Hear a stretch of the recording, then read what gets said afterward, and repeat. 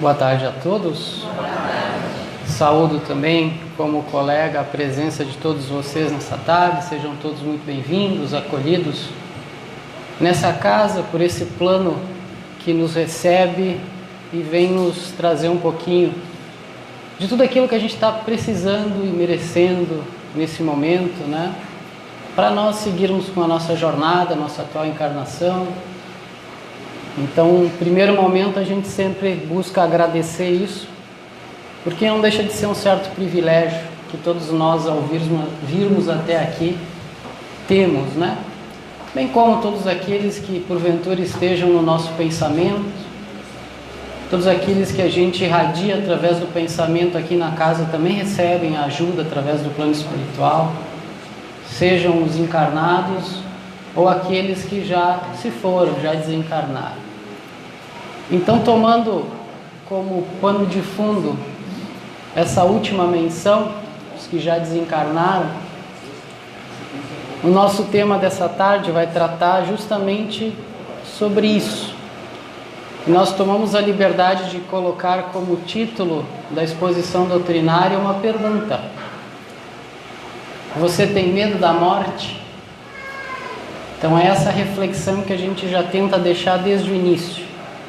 Porque esse é um assunto que, se a gente for conversar com as pessoas, a gente vai comprovar que uma boa parte das pessoas que estão encarnadas, né, vivas nesse momento, elas sequer querem pensar sobre o assunto. Outras não querem nem falar sobre esse tema. Ainda que essa seja uma das maiores certezas que nós temos a partir do momento que a gente nasce. O ditado popular diz, né, que a maior certeza que nós temos enquanto vivos é que um dia nós vamos morrer. Para nós espíritas, nós vamos desencarnar. Esse sofrimento que gira em torno desse tema, ele poderia ser tratado de uma forma um pouquinho mais simples, sem tanto alarde, se nós entendêssemos que a nossa verdadeira morada, ela não é aqui nesse planeta. Nós justamente pensamos o contrário, que é aqui a nossa residência fixa, porque nós enxergamos, nós temos tudo ao nosso dispor, tudo é tangível, palpável, ponderável, enfim. E o desconhecido, para muitos, que é o outro plano, o plano além túmulo, justamente por não ser conhecido, então muitos não têm a certeza disso e temem o que vem depois. Então, o ser humano, enquanto encarnado, ele julga de forma equivocada que a sua casa reside aqui, quando na verdade o nosso plano, a nossa morada verdadeira não é aqui no planeta Terra, não é num planeta que é material, mas sim no nosso plano, vamos dizer assim, paralelo, que é o nosso mundo invisível, o mundo espiritual. Outra pergunta que gira em torno desse tema é: qual o melhor tipo de morte? A gente ouve também: eu gostaria de morrer desse jeito, eu gostaria de morrer daquele outro jeito. A gente ouve muito isso, né? Se no momento da morte existe algum tipo de dor, algum tipo de sofrimento, enfim, quando ela se consuma, o que realmente acontece para aquele ser que está vindo a desencarnar? Essa é uma pergunta que todos se fazem. Nós temos que exaltar que o desenlace do espírito em relação ao corpo, bem como a forma como a gente vai adentrar no plano espiritual, está estreitamente ligado com um verdadeiro retrospecto de como foi a nossa vida atual. Isso quer dizer que quanto mais espiritualizados nós sejamos e, consequentemente, menos enraizados na matéria, mais rápido, menos doloroso esse processo, essa passagem vai se dar. Essa é a chave para a nossa reflexão. Um outro fato digno de menção é que todos nós, ao começarmos a viver, igualmente, já iniciamos um processo que é o de morrer. Até o instante que o nosso cérebro para, deixa de receber a oxigenação e as nossas células elas param de se multiplicar. A morte é tão peculiar que desde o momento que nós começamos aqui essa pequena exposição doutrinária, uma boa parte do nosso corpo, do nosso organismo já morreu e a gente nem se dá conta disso. A única parte do nosso organismo material vivo que não morre, que não se refaz, são os nossos neurônios. A cada 15 minutos, uma sétima parte do nosso corpo morre. E essas células que morrem, elas vão sendo substituídas por células novas. Então, a morte é tão instigante que se nós pegarmos esse cálculo, a cada 7 anos, o nosso corpo ele é totalmente renovado. A gente nem se dá conta disso. Equivale a dizer que uma pessoa com 70 anos de idade já trocou de corpo 10 vezes e nem percebeu. A gente está em constante morte e renascimento. Enfim, a nossa proposta em cima desse tema é justamente desmistificar esse assunto, ainda, repetindo, que seja uma grande certeza, uma das grandes preocupações. Cabe evidenciar que desde que estejamos devidamente preparados para esse processo, a morte não é nenhum bicho de 7 cabeças. Para que a gente consiga entender um pouquinho melhor, é sempre interessante usar o que o Cristo nos ensinou com as suas pedagogias, através da exemplificação. Então a gente vai pegar a morte de uma personagem, um homem com o nome fictício de Paulo. Ele era pedreiro, de uma humildade exemplar. Ele não tinha muitos recursos financeiros, mas sempre era adepto de causas benevolentes. Ele sempre presenteava famílias menos abastadas com gêneros alimentícios. Enfim, ele estava sempre envolto com a caridade, com o altruísmo, com o serviço ao próximo. Cabe um parênteses aqui, vamos já pegar o exemplo do Paulo, pedreiro, que toda vez que a gente procede como ele, a gente está eliminando um pouquinho uma das maiores chagas que nós temos enquanto espíritos encarnados, que é o egoísmo. Essa é a maior chaga da humanidade. Por quê? A partir do momento que nós nos desregramos, a partir do momento que nós alimentamos os nossos vícios através dos nossos atos egoístas, a gente vai ficando cada vez mais enraizados na matéria. E o contrário sucede justamente quando nós exercemos a caridade. Porque para exercer a caridade, nós temos que esquecer de nós para pensar no outro. Então esse é o nosso maior antídoto contra o egoísmo. Paulo, então, era o exemplo dessa prática. Certa feita no seu trabalho, executando uma construção simples de uma parede, de uma edificação, ele é acometido de uma dor muito forte na região do estômago. A dor foi tão forte que ele desmaiou. Ele foi socorrido, ele foi levado até o hospital e depois de alguns exames foi identificado que ele tinha um câncer no aparelho digestivo. Ele recebeu todo o cuidado necessário, contudo essa doença que ele estava manifestando no estágio atual da sua encarnação viria a ser a porta para o seu desencarne. Paulo, como todos os seres que possuem um grau de espiritualização um pouquinho mais elevado, sente que nesse momento está chegando a sua hora. E ao ter essa constatação, qual que é o procedimento dele? O que ele faz? Ele se desespera? Ele sente medo? Ele suplica a Deus que lhe conceda uma moratória de mais alguns dias, mais alguns anos de vida, porque ele ainda tem muitas coisas para fazer, ele tem uma família para cuidar, ele tem um status social para manter? Não. Ele está consciente de que a hora é chegada. Ele não se apega a nada que o prende aqui no planeta Terra. Nem o trabalho, nem os bens, nem a família. Ele entrega-se aos desígnios de Deus. Ele suplica, porém, que ele seja ajudado pelos bons espíritos, para que o desligamento do seu espírito em relação ao corpo possa ser feita da forma menos traumática possível, sempre conforme os seus merecimentos. E da mesma forma, ele entrega a Jesus a proteção da sua família. Esse é o proceder do Paulo. Esse é o exemplo que nós temos que tomar para nós. Não adianta lutar contra algo que é irremediável. Nesse momento, nós temos que confiar na providência divina e pedir a ela que nos auxilie, porque nós vamos ter a consciência de que aquilo está próximo de vir a acontecer.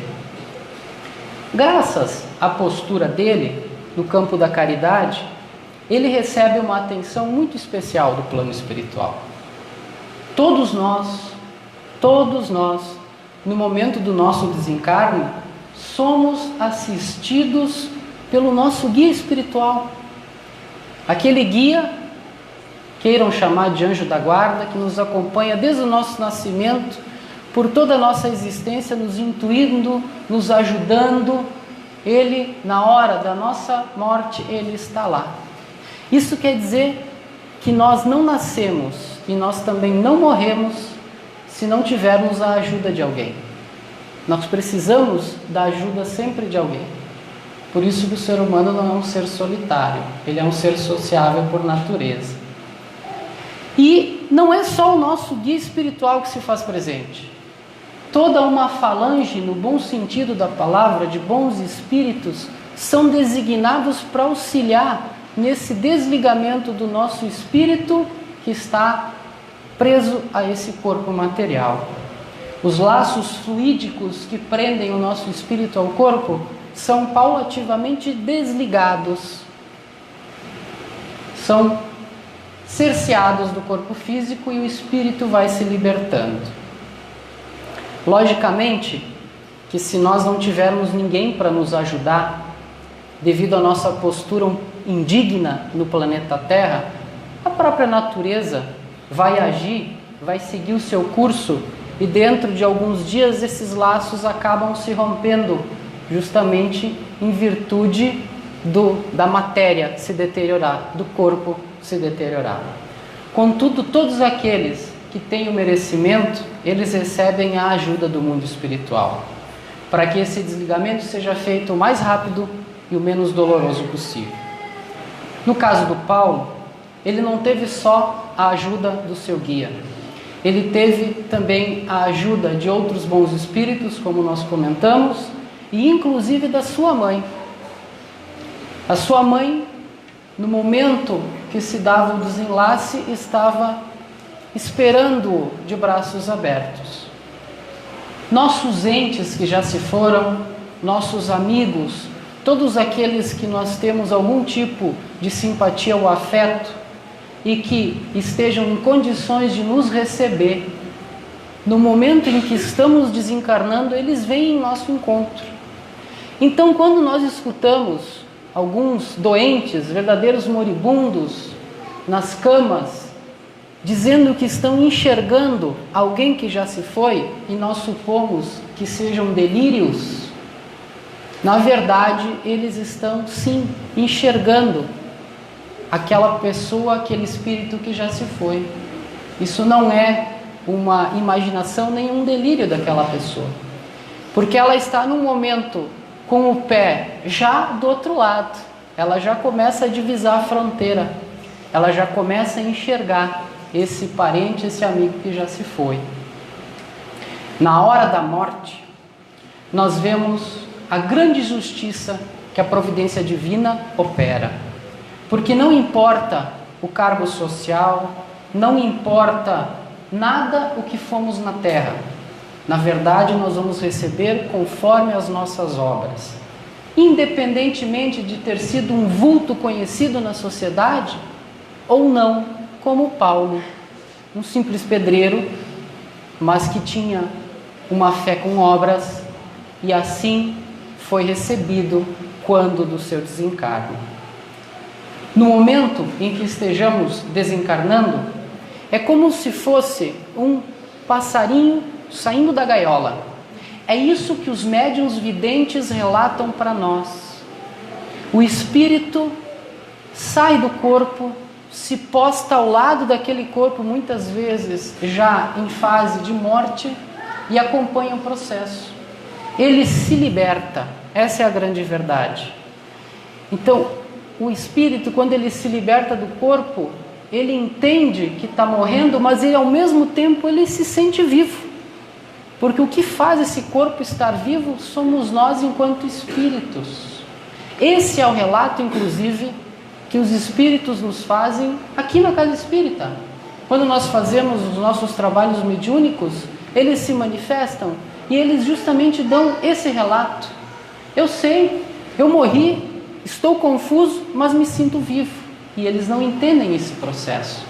Então é importante a gente conhecer isso. É importante a gente entender isso, porque vai acontecer conosco, né? Já aconteceu outras vezes. Então nós vamos nos sentir vivos ainda que vejamos o nosso corpo morto.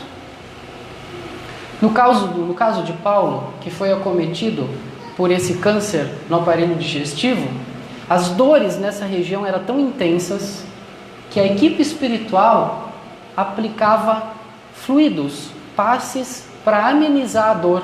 Quem assistiu o filme Nosso Lar é semelhante ao que passa-se naquela filmagem.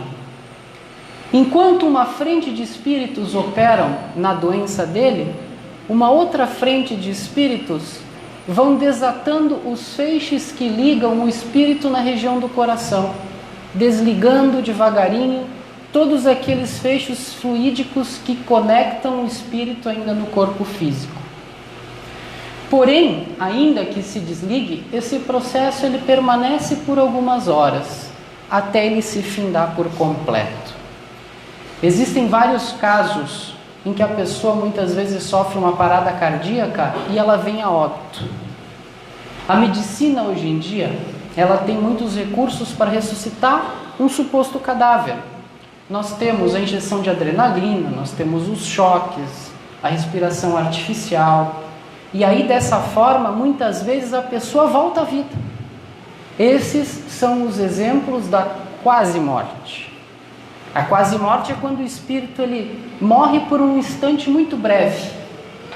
Ele se enxerga muitas vezes naquele leito do hospital e ele enxerga inclusive os médicos, os enfermeiros se degladiando, tentando trazer novamente ele à vida. E se não é o momento ainda do desencarne dele, ele é puxado de uma forma rápida de volta para o corpo. Ele apaga e renasce no corpo. E aí nós temos muitos relatos de pessoas que passaram por esse processo. E passam por esse processo porque existe alguma razão, algum fundo pedagógico para que aquele espírito aprenda com aquela situação.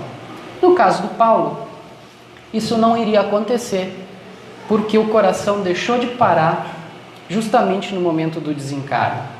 Qualquer recurso médico que viesse a ser aplicado não ia trazer ele de volta, porque a hora do desencarne se dava naquele momento. Uma indagação comum é se dói morrer. Não dói, porque se alguém está em coma, se alguém sofreu um acidente, ele simplesmente acorda na espiritualidade. Ele dorme para acordar no plano espiritual. Ou seja, ele dorme para morrer. É o que acontece com muitos espíritos que quando acordam se sentem perturbados, confusos, porque eles até lembram que estavam num processo que ia levar eles à morte, mas eles se sentem vivos. Porque eles já não estão mais aqui no plano material, eles já estão no plano espiritual. O que dificulta a nossa morte é justamente o apego com a matéria. Portanto, a oração, nesses momentos, também é o nosso melhor recurso para que possamos passar pelo processo e nos desligarmos desse mundo material. Então, nesse instante, o Paulo, ele é retirado do recinto e com a ajuda da equipe espiritual ele é conduzido até que consiga recobrar todas as suas energias para o plano espiritual. Só que quando ele se afasta, ele olha para trás. E olhando para trás, ele enxerga os seus familiares em oração. Das mentes de cada um dos membros da sua família saem fluidos, verdadeiros gotas de energia que chegam até ele, para que ele com isso consiga recobrar a sua energia e passe pelo processo de uma forma melhor. Essa é a postura ideal de quem permanece. A saudade é saudável. A lembrança não é condenável. Mas nesses momentos, orar por quem desencarnou é o nosso melhor procedimento para que ele possa receber tudo aquilo que ele está necessitando. Infelizmente, o que muitas vezes acontece é que na maioria das vezes que estamos nos despedindo de alguém, o nosso egoísmo fala mais alto. Porque nós estamos perdendo um pai, uma mãe, um filho, e nós pensamos na nossa perda. Nós não pensamos naquele espírito que terminou a missão dele, que ele vai para outro plano. E aí nós oramos para que ele fique. Nós verdadeiramente criamos teias de retenção àquele espírito. Aquele espírito passa por uma agonia tão grande que ele pode levar dias, não só horas, mas dias para conseguir terminar o processo do desencarne. Então esse não é o processo correto dos que ficam. Nós temos nesse momento é que pedir para a providência divina e o plano espiritual intervir para que aquele ser que está passando pelo desencarne receba toda a ajuda necessária. E se é chegado o momento, que ele possa ser acolhido no plano espiritual. Esse é o procedimento.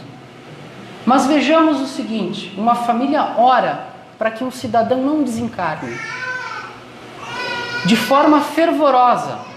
E isso acontece muito. Nós não queremos perder aquele ente, aquele amigo. E aí a gente segura ele aqui. Ele sofre mais do que devia.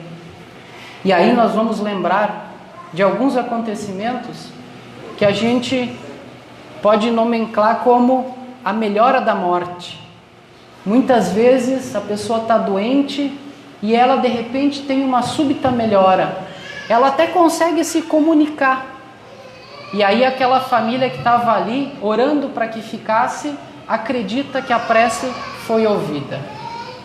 O que a espiritualidade faz? Ela permite essa melhora.